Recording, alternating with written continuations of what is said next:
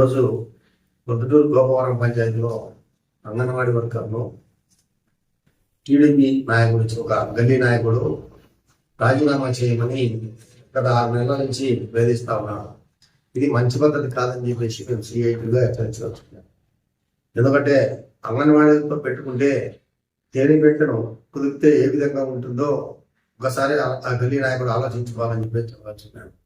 గతంలో 5 ఏళ్ల కిందట గుంటూరులో ఒక అంగన్వాడీ వర్కర్ తొలగిస్తే ఆ రోజు అంగన్వాడీ వర్కర్లందరూ రోడ్లెక్కి ఆ సీడీకోను సస్పెండ్ చేయించి ఆ నాయకుని జైలుకు పంపిన పరిస్థితి కూడా చరిత్ర ఉంది. అంగన్వాడీ వర్కర్లకు గతం తెలుసుకొని మాట్లాడాలని చెప్పేసి చెప్పదలుచున్నాం.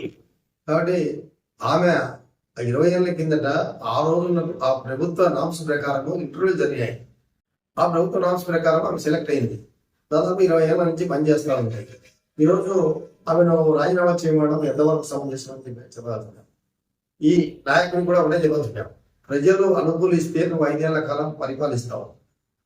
ప్రజలు అనుకూలించకపోతే 5 ఏళ్ల తర్వాత నిన్ను నువ్వు కాపాడుకోలేని పరిస్థితి. కాబట్టి ఈ అంగన్వాడీ వర్కర్ పైన మీరు చేస్తున్నటువంటి రాజీనామా చేయాలని చెప్పి చెప్పడము బాధాకరమైన విషయము. కాబట్టి అంగన్వాడీ ఐక్యమై రోడ్లు ఎక్కకుండా చూసుకోవాల్సిన బాధ్యత నీపైన ఉంది. అంగన్వాడీ వర్కర్లందరూ రాష్ట్ర వ్యాప్తంగా రోడ్లకి కదిలినారంటే నీ ప్రభుత్వానికి నీకు చెడ్డ పేరు వస్తుందని చెప్పేసి ఆ రకంగా తెచ్చుకోకుండా మీరు చూసుకోవాలని చెప్పి చెప్పాల్సింది.